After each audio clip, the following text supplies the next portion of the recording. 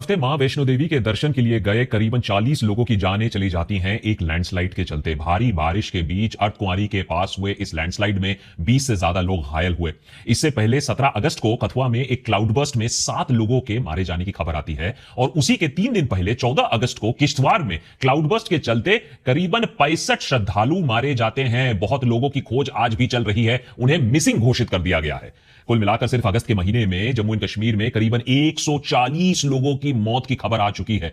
लेकिन यह आंकड़ा हिमाचल प्रदेश के आगे फिर भी कम है, जहां सिर्फ इस मॉनसून के चलते 300 से भी ज्यादा लोग मारे जा चुके हैं। भारी बारिश और क्लाउड बर्स्ट के चलते ऐसी तबाही के खौफनाक मंजर आज सोशल मीडिया पर आपको रोज दिखने को मिलते हैं। इसी हफ्ते डोडा जिले में एक भयानक क्लाउड बर्स्ट हुआ, जिसके बाद फ्लैश फ्लड आए और लोगों की जिंदगी तहस नहस हो गई। मंगलवार को जम्मू श्रीनगर हाईवे कश्मीर घाटी को बाकी देश से जोड़ने वाली एकलौती मुख्य सड़क उसको भी बंद करना पड़ा। भारी बारिश की वजह से इस रूट में कई हिस्सों में आपको लैंडस्लाइड्स देखने को मिले। आज जम्मू एंड कश्मीर में दर्जनों ऐसे नदी नाले आपको मिलेंगे जो डेंजर मार्क से ऊपर बह रहे हैं। कथुआ के आसपास के जो बैराज हैं वो ओवरफ्लो कर रहे हैं। रावी नदी में बाढ़ आ चुकी है। उधमपुर में तावी नदी भी 20 फुट की डेंजर मार्क्स को ऊपर उसको क्रॉस कर चुकी है। जम्मू में तावी नदी पर बना एक पुल भी टूट गया, वो भी तब जब गाड़ियां उस पुल से गुजर रही थी। देखिए, बाहर निकलो और निकल जाओ। वहीं चेनाब पर भी वार्निंग लेवल के आसपास अभी नदी बह रही है।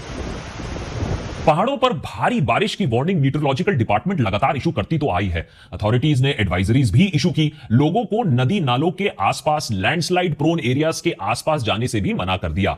डेटा के अनुसार जम्मू रीजन में 1910 के बाद पहली बार इतने कम समय में इतनी भारी बारिश दर्ज की गई है, तो यह once in a century event भी आप इसे कह सकते हो। इस सब के बीच वहां पॉलिटिकल ब्लेम गेम भी ऑफ कोर्स शुरू हो चुका है। आप जैसे जानते हो, जिम्मेदारी कोई लेना नहीं चाहता है, इल्जाम सब लगाना चाहते हैं। उधर हिमाचल प्रदेश में तो सड़कों और नदियों का हाल और भी बुरा है। इस पूरे मॉनसून सीजन में शायद ही कोई ऐसा हफ्ता होगा जब हिमाचल में दिल दहला देने वाले ऐसे वीडियो सामने ना आए हों। मकानें, दुकानें, होटल, सड़कें, एक उफानी ब्यास नदी ने सब कुछ अपने साथ बहा दिया। भारी बारिश की वजह से इस हफ्ते भी कांगड़ा, चंबा, लाहौल, स्पीति एरियाज में रेड अलर्ट को जारी करना पड़ा। साथ ही ऊना, हमीरपुर, बिलासपुर, सोलान, मंडी, कुल्लू, शिमला सिटी के लिए भी ऑरेंज अलर्ट इशू करना पड़ा अथॉरिटीज को। हिमाचल की नदियां तो मानो इस साल वो सारा लैंड रिक्लेम करना चाहती है जिसपे पिछले कई दशकों से इंसानों ने अतिक्रमण या इंक्रोचमेंट करके रखा हो। अभी इसी हफ्ते मनाली में बियास नदी एक मल्टी स्टोरी होटल और 4 दुकानें बहाकर ले गई। ले मनाली हाईवे हो या फिर चंडीगढ़ मनाली हाईवे, इस बार ब्यास नदी ने किसी को भी नहीं छोड़ा। चाहे 4 लेन हो या सिंगल लेन हो, हर सड़क का कोई ना कोई कुछ हिस्सा नदी अपने बहाव के साथ ले गई है। उधर रावी नदी भी कांगड़ा और चंबा में अपना कहर दिखा रही है। स्टेट इमरजेंसी ऑपरेशन सेंटर के मुताबिक लगभग 500 रस्ते, लगभग 1100 से ज्यादा पावर सप्लाई ट्रांसफार्मर्स और 500 वाटर सप्लाई चैनल्स डिसरप्ट हो चुके हैं। हिमाचल प्रदेश में अभी तक ऑफिशियल डेथ टोल 310 का है। 158 rain deaths, 152 road mishaps, 2600 crore से ज्यादा की संपत्ति का नाश हो चुका है। इस एक प्रदेश में 77 flash floods, 41 cloud burst, 81 major landslides हमें दिखने को मिले हैं, वो भी सिर्फ और सिर्फ इसी मॉनसून में। सिर्फ अगस्त के महीने में अब तक 44% एक्सेस रेनफॉल रिकॉर्ड हो चुका है। और उत्तराखंड में तो ट्रेजेडीज ने पिछले कई सालों के रिकॉर्ड तोड़ दिए हैं। स्टेट इमरजेंसी ऑपरेशन सेंटर के मुताबिक डिजास्टर रिलेटेड कैजुअलिटीज में उत्तराखंड इस मॉनसून में 30% का इजाफा देख चुकी है। पिछले 10 सालों में 700 से ज्यादा रेन रिलेटेड डेथ्स हो चुकी हैं इस एक प्रदेश में।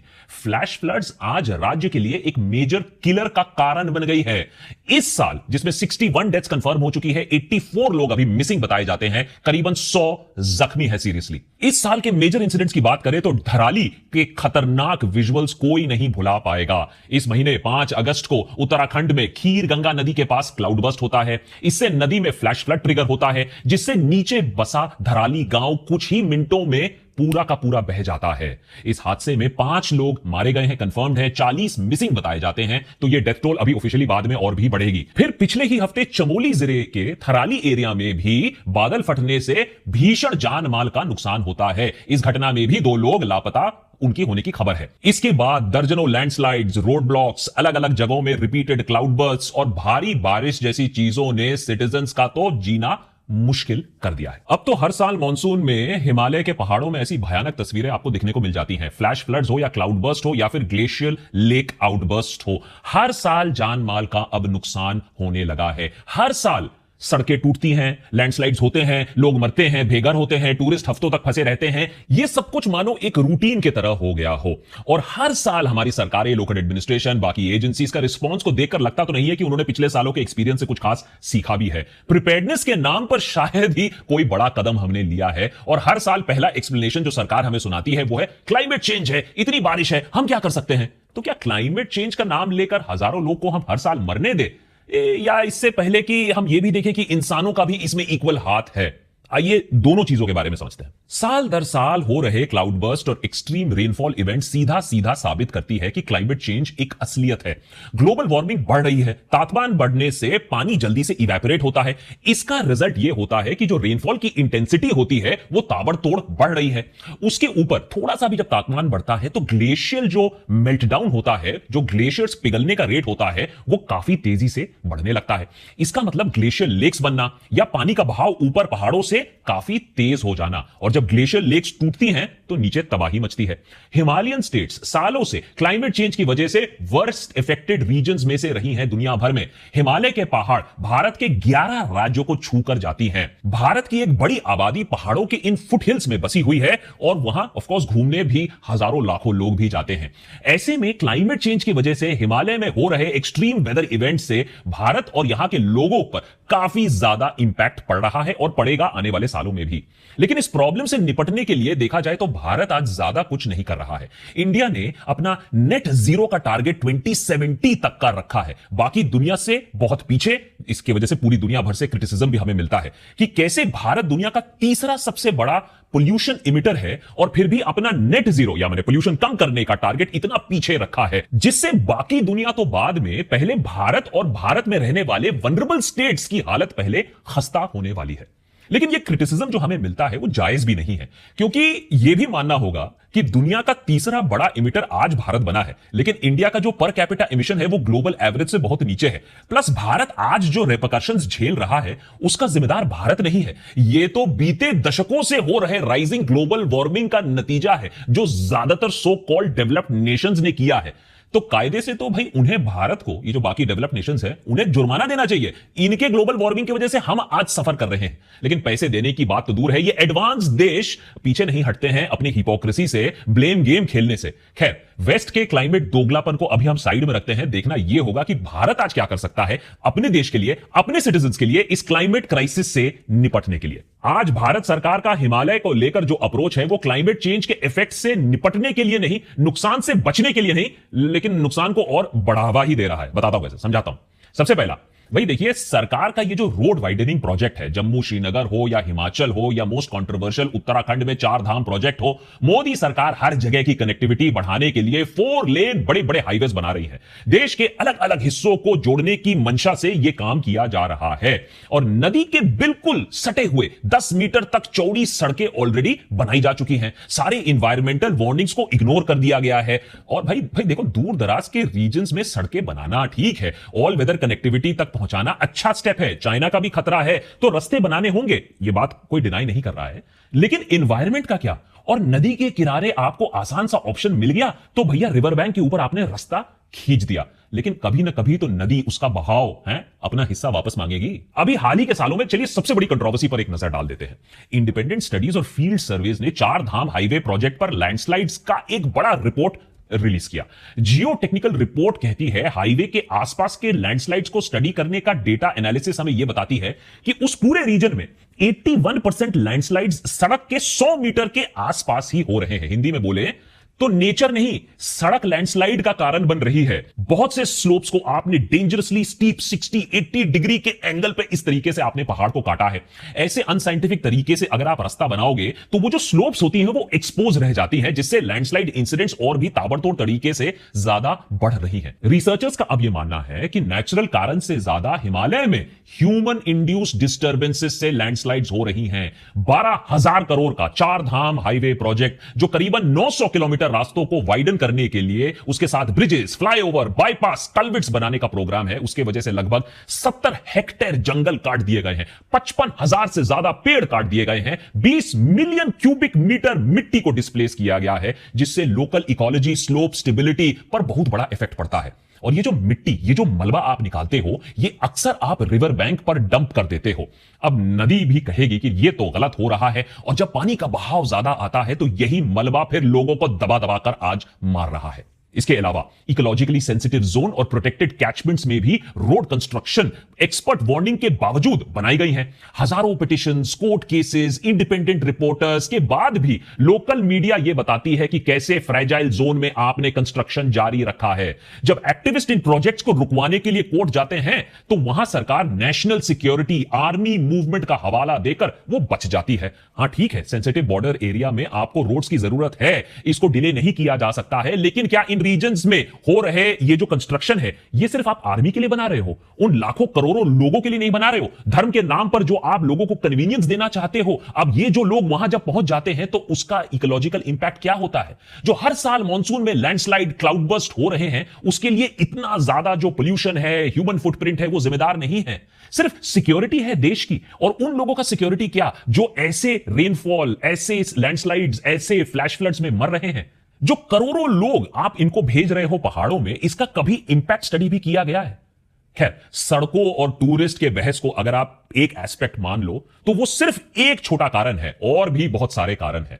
सालों से पहाड़ों पर हमने हजारों छोटे छोटे हाइड्रो पावर प्रोजेक्ट्स भी खड़े कर डाले हैं। रीसेंट स्टडीज बताती हैं कि इससे फ्लैश फ्लड्स और डिब्री फ्लो का खतरा कैसे बढ़ जाता है। एनालिस्ट और इन्वेस्टिगेटर्स दिखाते हैं कि कैसे hydro power construction, tunnelling, blasting, reservoir engineering, river diversion, coffer dams natural sediment regime को बदल देते हैं। माने जो एक सेडिमेंट फ्लो होता है रिवर में, उसको कैसे रोक दिया जाता है। जैसे 2021 में तपोवन ग्लेशियर आउटबर्स्ट की वजह से नीचे बसी पूरी एनटीपीसी की प्रोजेक्ट ही बह जाती है, जिसमें 200 से ज्यादा लोग मारे जाते हैं। अब बताइए कौन से लेसन हमने इससे सीखा है, क्या सीख मिली है हमें? इसके बाद large scale unregulated river bed mining भी चलती रही है। चैनल्स और फ्लड प्लेन्स पर हमने कंस्ट्रक्शन करना भी नहीं रोका है, और इसी की वजह से नदियां अब ज्यादा आसानी से नए चैनल्स कट कर पाती है, अपनी दिशा बदल पाती है, और रिहायशी इलाकों में भी घुस जाती है। और इसके ऊपर मैं ये बोलना बहुत इंपॉर्टेंट है, हम एक अर्थक्वेक सेंसिटिव जोन के ऊपर बैठे हैं। अगर यहां आप बड़े हाइड्रो इलेक्ट्रिक पावर प्रोजेक्ट्स बनाओगे, जब अर्थक्वेक आएगा तो ऐसी तबाही मचेगी कि डेथ काउंट भी आप नहीं कर पाओगे। अगेन, इस सब के ऊपर आइसिंग ऑन द केक बाकी है हमारा करप्शन। इन्वायरमेंट इंपैक्ट असेसमेंट और क्लियरेंस प्रोसेसेस को बार बार कंप्रेस किया गया है, बाईपास किया गया है। रिपोर्ट्स दिखाती हैं कि कैसे कई प्रोजेक्ट्स को वायलेशंस होने के बाद भी रेकमेंड कर दिया गया, क्लियर कर दिया गया, ऑल वेदर टूरिज्म के नाम पर, इनकम जनरेट होने के नाम पर, कुछ पैसों की रिश्वत के नाम पर गवर्नमेंट्स ने होने वाले इन्वायरमेंटल इंपैक्ट को इग्नोर कर दिया। होटल्स, नए कंस्ट्रक्शन प्रोजेक्ट्स, थोड़ा सा कट क्या मिल गया और बाद में इन्वायरमेंटल इंपैक्ट होगा, भाड़ में जाए। सालों से यह रैंपेड करप्शन चलता आया है, अनप्लान्ड कंस्ट्रक्शन चलते आए हैं, अर्बनाइजेशन को हमने बढ़ावा दिया है साइंटिफिक वार्निंग को इग्नोर करते हुए। ऐसे इकोनॉमिक डिसीजंस ने शॉर्ट टर्म गेन्स को लॉन्ग टर्म जियो हैजर्ड के ऊपर प्रायोरिटी दे दी है। फाइनेंशियल प्लानिंग असेसमेंट्स दिखाते हैं, साफ तरीके से दिखाते हैं, हिमालयन इंफ्रास्ट्रक्चर अगर फेल होगा तो मैसिव लॉसेस हो सकते हैं, उसको कवर आप नहीं कर पाओगे। लेकिन भैया अभी तो आपने अप्रूवल दे दिया, स्पेंडिंग पैटर्न्स आपने चेक नहीं किया, क्लाइमेट प्रूफिंग आपने उसके बारे में सोची नहीं। हिमालय में बहुत से सेफ लुकिंग जगह हैं आज भी, लेकिन वो उतने सेफ नहीं है जितना आपको लगता है। तो भले ही सरकारें सबसे पहले क्लाइमेट चेंज और एक्सट्रीम रेनफॉल को दोष दे, लेकिन हकीकत तो यही है कि तबाही का बहुत बड़ा हिस्सा प्रिवेंटेबल था। पूरी प्लानिंग और रेकलेस कंस्ट्रक्शन हमने जो किया है ना, लोगों को खतरे में हमने डाला है। सड़कें, होटल्स, अरे पूरे के पूरे कस्बे हमने बना दिए हैं फ्लड प्रोन जोन्स में, और कुछ पैसों के लिए, कुछ कट के लिए, कुछ करप्शन के लिए। हाइड्रो इलेक्ट्रिक की अगर हम बात करें, डेटा क्लियरली बताता है कि अगर आप हाइड्रो इलेक्ट्रिक प्रोजेक्ट्स बड़े बैठाओगे, मीडियम साइज बैठाओगे, तो खतरा बस बढ़ता ही रहेगा। लेकिन फिर भी अगर नेशनल सिक्योरिटी और कनेक्टिविटी के नाम पर हैवी कंस्ट्रक्शन आपको करना है, तो पहले इसके लिए सिर्फ इंजीनियरिंग नहीं, आपको बायो इंजीनियरिंग का सहारा लेना था, ताकि आपका काम भी हो जाए और प्रकृति, नेचर को भी नुकसान ना पहुंचे। जिससे हम, जैसे फॉर एग्जांपल हमारे पड़ोसी नेपाल ने क्या किया, काठमांडू की तरफ जाने वाली जो मेन रोड है, उसका एक सेक्शन जब 5 मीटर से बढ़ाकर 10 मीटर उसको चौड़ा करना का पड़ा, मैंने जरूरत महसूस हुई, तो नेपाल ने वर्ल्ड बैंक की मदद ली। इस प्रोजेक्ट में सिर्फ वाइडनिंग नहीं बल्कि स्लोप प्रोटेक्शन पर भी बहुत ध्यान दिया गया। बायो इंजीनियरिंग टेक्निक्स को इस्तेमाल किया गया, जैसे स्लोप्स पर घास उगाना, पेड़ पौधे उगाना, उसको और स्ट्रॉन्ग करना, प्रॉपर ड्रेनेज सिस्टम्स बनाना ताकि लैंडस्लाइड्स का रिस्क थोड़ा कम हो जाए, लोकल लोगों को इंप्लॉय करना जिन्हें लोकल टोपोग्राफी अच्छे से समझ में आती है, कॉम्प्लेक्स स्लोप पर wiring, mesh, netting, anchor, rock bolts लगाना। अब ऐसा नहीं है कि भारत में ये टेक्नोलॉजीज कभी इस्तेमाल नहीं हुई है, बिल्कुल इस्तेमाल हुई है और सालों से इस्तेमाल हुई है, लेकिन फिर भी आए दिन हम देखते हैं कि मॉनसून और लैंडस्लाइड्स के चलते ये सारी टेक्निक्स बहुत कम जगह हुई है। माने ये प्रोजेक्ट ज्यादा एफिशिएंटली एक्सपैंड की जा सकती थी, लेकिन हमने फोकस किया है कि कंस्ट्रक्शन की स्पीड को देखो, सस्टेनेबिलिटी को मत देखो, एनवायरमेंटल इंपैक्ट को मत देखो, लैंडस्लाइड मिटिगेशन पर फोकस ना करो। वही बड़े मेगा हाइड्रो प्रोजेक्ट्स को दर्जनों छोटे छोटे माइक्रो हाइडल प्रोजेक्ट्स में डिवाइड किया जा सकता है, सस्टेनेबल एक ऑल्टरनेटिव बनाने के लिए। ऐसे प्रोजेक्ट्स के लिए आपको गंगा रिवर, ब्यास जैसे बड़ी नदियों पर बांध बनाने की जरूरत नहीं है। उल्टा आप हजारों छोटे छोटे स्ट्रीम्स, छोटे छोटे प्रोजेक्ट्स आप बना सकते हो जो ज्यादा से ज्यादा आसपास के गांव और कस्बों तक बिजली पहुंचा पाए। इससे ना तो नेचर को ज्यादा नुकसान होगा और कम्युनिटी पार्टिसिपेशन भी बढ़ेगी, और अगर तबाही मच भी जाती है तो जो डैमेज होगा वो लोकलाइज्ड होगा।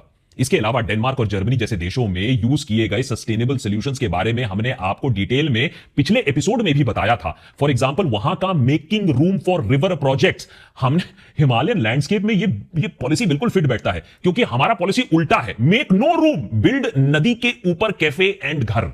तो जब नदी उफान पर आएगा तो ये घर और कैफे तो बह जाएंगे। उल्टा हम ये देख रहे हैं नॉर्वे जैसे देशों में वो टूरिज्म टैक्स लगा रहे हैं कि वो कह रहे हैं कि हमें चाहिए नहीं लोग, हमारे पास लोग मत भेजो, हमें इतनी ज्यादा संख्या में लोग नहीं चाहिए, लेकिन हम अपने हिल्स में और करोड़ों लाखों लोग भेजते आए हैं। क्या पॉलिटिक्स इस पर भी डिवाइडेड रहेगा? क्या इसको हम एक नॉन पार्टीजन इशू नहीं कर सकते हैं जहां सारे पार्टीज मिलकर एक सस्टेनेबल सोल्यूशन निकाले? अगर हम सही दिशा में पहला कदम आज भी उठाएं तो आने वाले सालों में हजारों जानें हम बचा सकते हैं। बस थोड़ा सा लॉन्ग टर्म सोचना होगा, और ये एक पार्टी नहीं कर सकती है, सारे पार्टीज को मिलकर लॉन्ग टर्म सस्टेनेबल सॉल्यूशंस निकालने पड़ेंगे। क्योंकि भैया हो ना हो, बारिश तो बहुत आने वाली है, क्लाउड बर्स्ट और भी होने वाले हैं, जाने और भी जाएंगी। अगर साथ में काम ना किया और अगर हमने पार्टीज को साथ में काम करने पर मजबूर ना किया तो कॉकरोच की तरह और भी लोग मरते रहेंगे, ऐसी जानें जाती रहेंगी।